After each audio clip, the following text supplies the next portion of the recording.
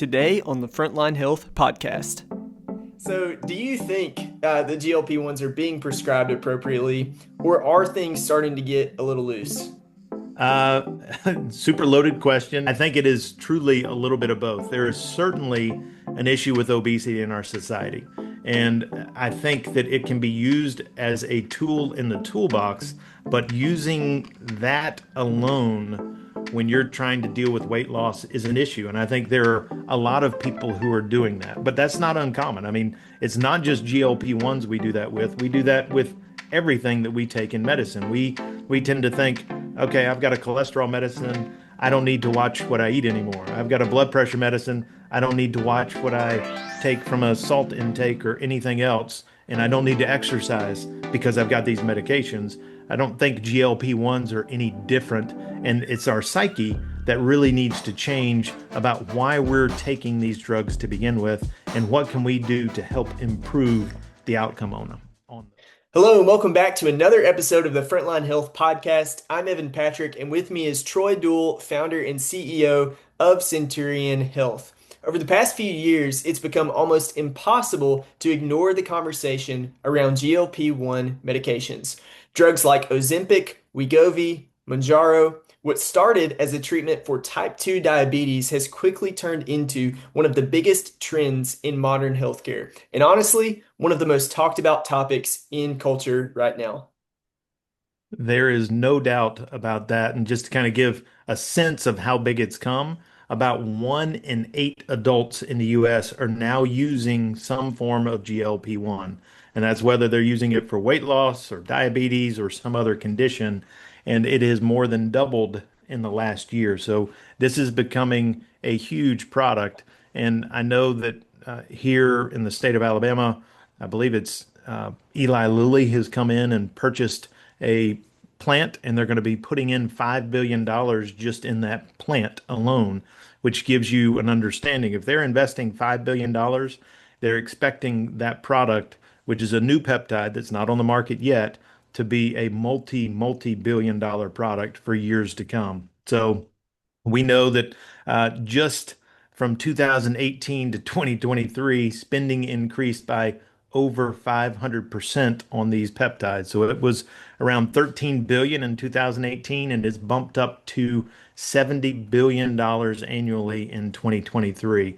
And this is especially seen greater increase amongst those who are doing it without diabetes, because each of these products came out of initially for a diabetes indication, but now you're seeing a 20-fold increase in off-label use for weight loss, which is huge and something that I think is here to stay and something we need to talk about because more and more people are using it for sure.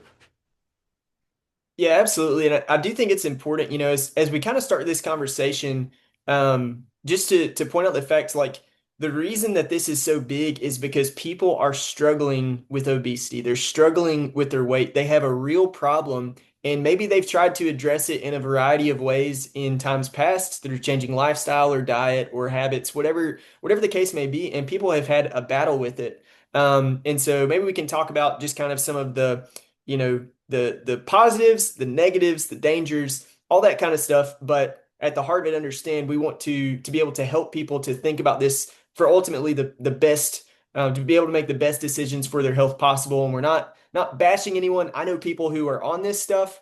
My wife practices medicine and she has people come in every single day and they think this is the only way that they're going to be able to fix their health problems. It's not even a thought to them to try to do anything else than one of these GLP-1s to address a major part of their lifestyle. So you're right. This is just so huge, and we want to be able to share kind of the honest truth around it and some things that maybe people are not as aware of, and not just the pluses. Absolutely. And I think you really can't go anywhere these days without hearing someone talk about one of these GLP-1s and somebody that they know who's on it and the weight that they've lost, or somebody that they've seen lose weight on it. And I'm sure the fact that several celebrities have done it and they've had such great results certainly helps compound that fact. I guess it was who's the country singer who lost basically 400 pounds. Jelly roll. Yeah, Jelly Roll. He's no longer a roll. or roll full of jelly. He took his GLP-1 and he lost a lot of weight. Now So I thought Jelly Roll actually did it without the GLP-1s. Is you the may be right. You may be right. But I find it hard to believe. yeah, I don't know. That quickly. I think there was probably some help with some of that, but we'll see. And really, these GLP-1s, when you're talking about obesity and people who have been fighting this forever, it is truly a breakthrough, and I think it is a great thing. But there is that other side that you talked about. There are some real side effects that come along with it, and we've got to be careful of them. We got to be mindful of them.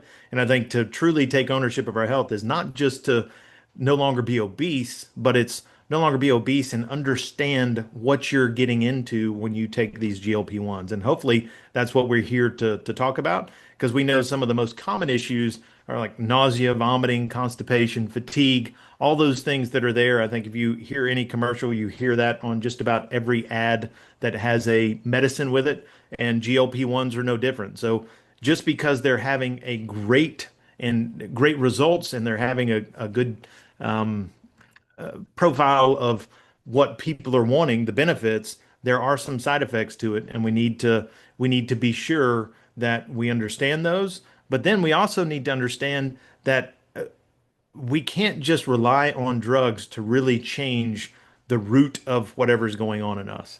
So we've got to get to the root of the issue and try to get around just this management of symptoms of sorts and really get down to the nitty-gritty of how can we help use this as a tool, but not be so reliant on it that we lose the ability to affect what's really going on, the underlying cause of our obesity or health issues.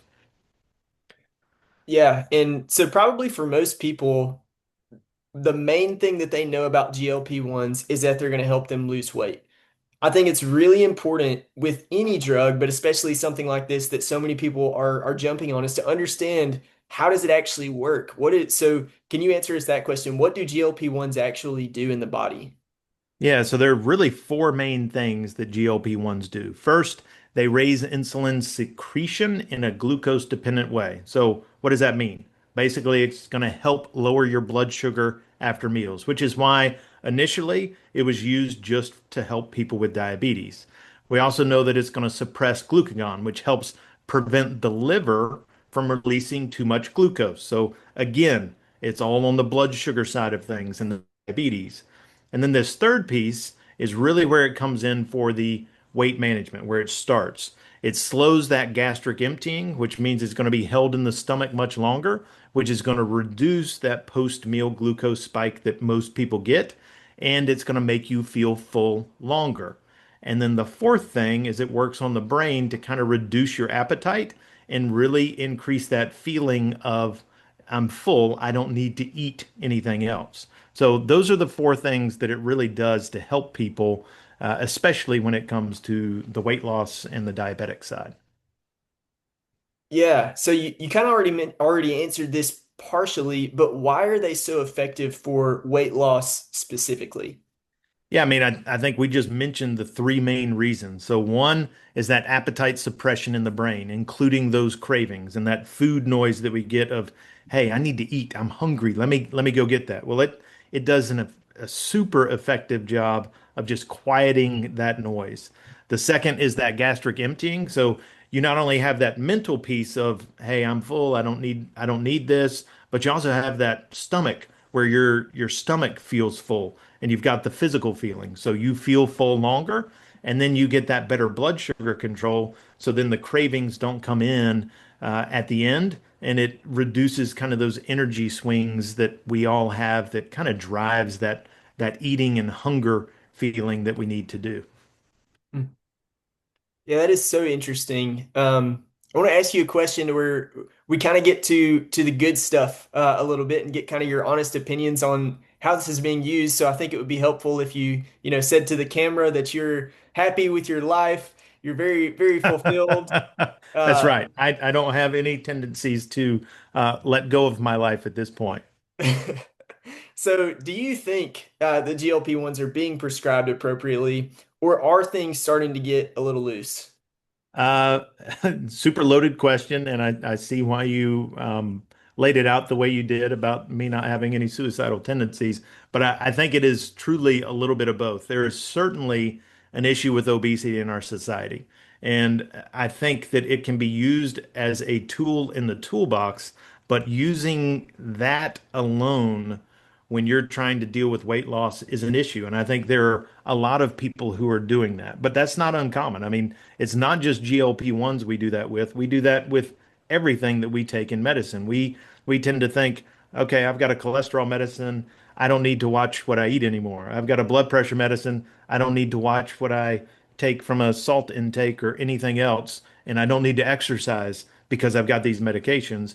I don't think GLP-1s are any different. And it's our psyche that really needs to change about why we're taking these drugs to begin with and what can we do to help improve the outcome on those. So you would say that GLP-1s do have a place in medicine today?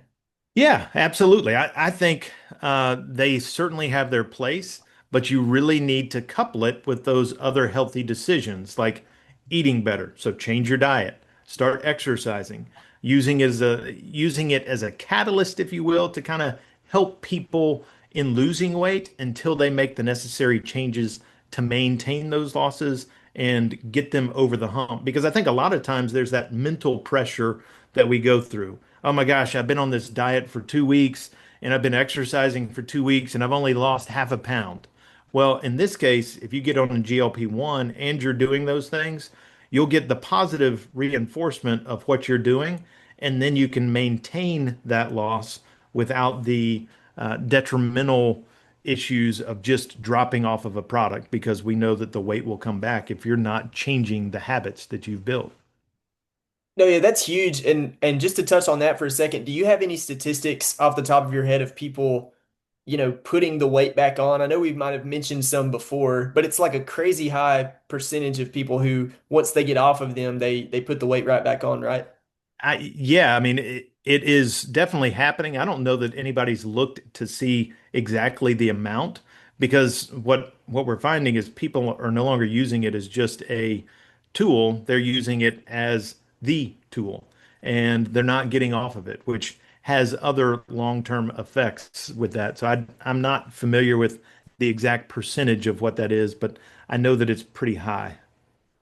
I may be thinking of some things that my wife has shared with me that most of the people who, or at least a lot of the people who get on GLP-1s have to be on them basically for the rest of their lives because exactly what you just said. It's just going to be the same kind of cycle of them for a lot of them of putting the weight back on once they get off of them. So they have to kind of continue to use it as a crutch. And the crazy thing, Troy, is really I think to address some of these issues, like it really is, it's just a little bit of education on the foods that will help you feel full for longer. That's right. Because like for me personally, I just kind of have a habit of eating a lot of protein and I should do better on the fiber side, but a decent amount of fiber as well. And I feel full most of the time, unless it's like coming up on a mealtime. And I think maybe if people had a little bit more awareness of if you do that sort, and I understand everyone's different and there are different things going on with different people's situations, but if you ate higher protein and fiber in your diet, you're probably not going to be as full. But if you continue to eat things that don't really fill you up, that have a lot of calories, you can understand why this cycle kind of continues. Absolutely. And we know that the more carbohydrates you eat and the more that you put into your body, the more craving you have for those carbohydrates again. So it's just that vicious cycle that comes up. And, you know, uh, there is a reason Eli Lilly is willing to put in $5 billion of an investment because they know that for the most part, people are going to be stuck on this product for the rest of their lives if they don't make the changes. And they've got data to show that people typically are not making those changes. And I think that's one of the things that we're all about is how do we help people make those changes and make better decisions? And are they also making some complementary products to try to address some of the side effects that people will also be put on? I am sure that they are. I don't know specifically of any, but it's not uncommon to have that happen for sure. And you may know of one, but I am not aware of one currently. I don't know of one confidently enough to state that on the podcast, but I have heard that that's a possibility from some people, but need to do a little bit more digging on that before I can confidently say that. So no accusations being made here. That's right. So what concerns you the most about GLP-1s? We touched on one of them. The first thing is kind of the psyche of just taking a pill to get the effects we want instead of really taking charge or ownership of our health and looking at ways to change our diet and exercise habits. So I think that is, to me, one of the biggest things because if we can get that under control, then that's a huge step in the right direction. The second thing is there are some side effects that certainly are concerning, and I don't know that we fully understand how it's going to look long term. So the Ozempic and Wegovy in studies show that about roughly 15 to 40% of the total weight loss that people have comes from lean mass. And that's in their own studies, with the rest coming from fat. The Mounjaro and the Zepbound, roughly about 25% of the weight loss comes from that lean mass, while 75% comes from the clinical trial data. So we know that people aren't just losing fat, they're also losing lean mass, which is something that we need and we need to continue to have because that lean mass helps you burn fat even while you're resting. Yeah, so that's pretty concerning, right? So that's a real thing, right? People losing muscle mass in addition to the fat that they lose with GLP-1s. Yeah, and it's not just the muscle mass. You're also losing some density in your bones. You're losing density in all the other things that are considered lean mass. So the one that we hear most about is really that muscle mass, and it's not uncommon during any type of weight loss to have some lean mass loss, whether that's muscle or whatever. But if you lose too much, then it starts to really affect your metabolism, your strength, and really some of the long-term health issues that can cause some chronic disease that we want to be careful of. So our goal with everything is to lose as much fat while protecting the muscle and lean body mass as you possibly can. When I was growing up, I feel like a lot of what I learned in health class and in, PE and stuff like that was that, cardiovascular health and cardiovascular exercise is the best way to protect your longevity. More recently, the conversation kind of seems to be shifting more towards strength training and maintaining a decent amount of muscle mass as you age, as really, some people even called muscle the organ of longevity. So I'm wondering, and you're even talking about bone density and that kind of thing also. So if someone loses weight with GLP-1s, but they're also losing muscle mass, they're losing bone density, what does that mean for their long-term health? Yeah, well, if you lose that muscle mass or the lean mass that you have, then we know that it's going to affect your ability to control glucose on your own. It obviously affects your mobility and it's going to affect your ability to take on different things, your resilience as you age. So if you come under some disease or condition, then your body can't recover near as quick when you lose that muscle mass and it causes you to be much more frail over time. So that's one of the things that we know can happen. Now, hopefully, we won't see that happen, but if people don't make changes and they just stay on the GLP-1s, I'm sure that we'll see it. Yeah, thanks for sharing that. And kind of getting ready to wrap this up, we want to give our listeners some takeaways. So, if someone listening to this podcast is currently taking a GLP-1, they're considering all of this, what should they do to really take ownership of their health? I think the biggest thing is really embrace the positive sides of taking that GLP-1. If you're starting to lose weight, embrace that positive momentum, but then implement those strategies that are going to help you sustain it long term.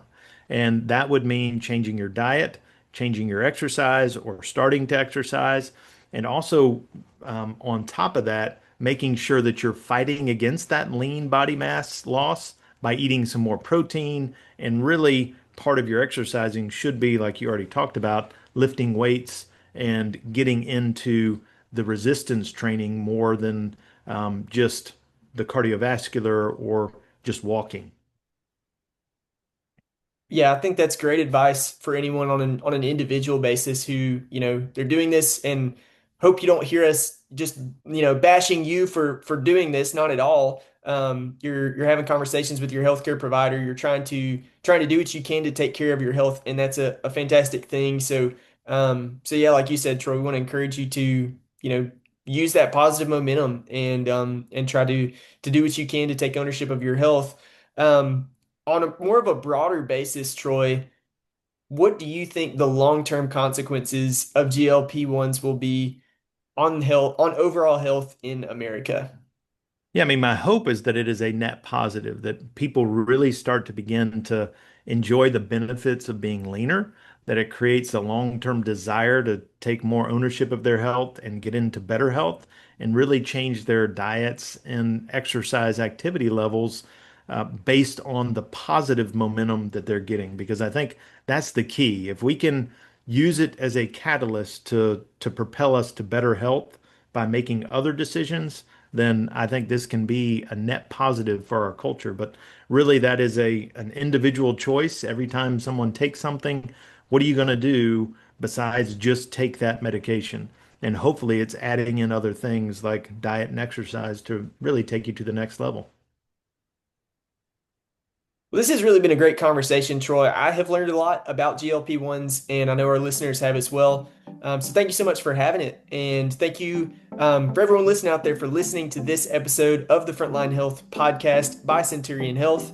As always, yeah, we encourage you, go out, take ownership of your health because you are your best health advocate. We'll see you next time. If you enjoyed what you heard today on the podcast, please consider subscribing and leaving us a review. We would love to hear your comments or questions about anything we've talked about on the show. For more health news, tips, and insights, follow us at Centurion Health on Instagram, Facebook, X, and YouTube. And for safe, effective, and affordable healthcare products made in the USA to help you elevate your health and life, visit centurion.health. We look forward to you joining us next time on the Frontline Health podcast by Centurion.